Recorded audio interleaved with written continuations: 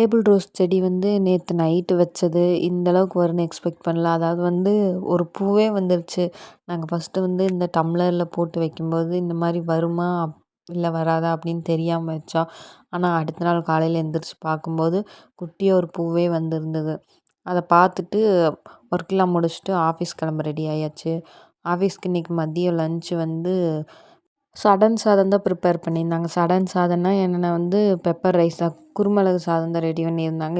இது ரொம்ப ஈஸியா சடனா குயிக்கா செஞ்சு முடிச்சிடலாம். இதுக்கு ஒண்ணுமே இல்ல.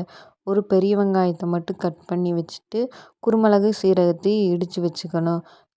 தேங்காய் எண்ணெய் ஊத்தி, கடுகு, கருவேப்பில் போட்டு, வெங்காயத்த போட்டு, வெங்காயம் வந்தோனே கொஞ்சமா உப்பு சேர்த்து கிளறி விட்டுட்டு, அதுக்கப்புறம் ஃபைனலா நம்ம இடிச்சு வச்சிருந்த குருமிளகு, சீரகத்தையும் ஆட் பண்ணிறணும்.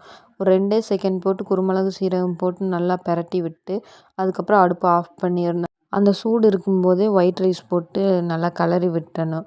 அப்பனா தான் ஒயிட் ரைஸ் நல்லா உதிரி உதிரியா இருக்கு. இது மதியம் சாப்பிட்றதுக்கு நல்லாயிருக்கு. கோல்டு இருந்தா கூட எதுவுமே சாப்பிட பிடிக்காது. ஆனா பெப்பர் ரைஸ் சாப்பிட்றதுக்கு நல்லாயிருக்கும். ஆஃபீஸ் கொண்டு போய் நான் சாப்பிட்டேன். நல்லா இருந்தது. ட்ரை பண்ணி பாருங்க மறக்காம. இன்னைக்கு வெள்ளிக்கிழமை ப்ளஸ் தைப்பூச விரதங்காட்டி சாமிக்கு பூவெல்லாம் வச்சு விளக்கெல்லாம் போட்டு கும்பிட்டோம். தைப்பூச விரதத்துக்காக 6 வெத்தலை வச்சு அதில் தீபம் போட்டு சாமி கும்பிட்டோம். ஈவினிங் கோயிலுக்கு போயிட்டு அங்கேயே சாப்பிட்டு வந்தாச்சு.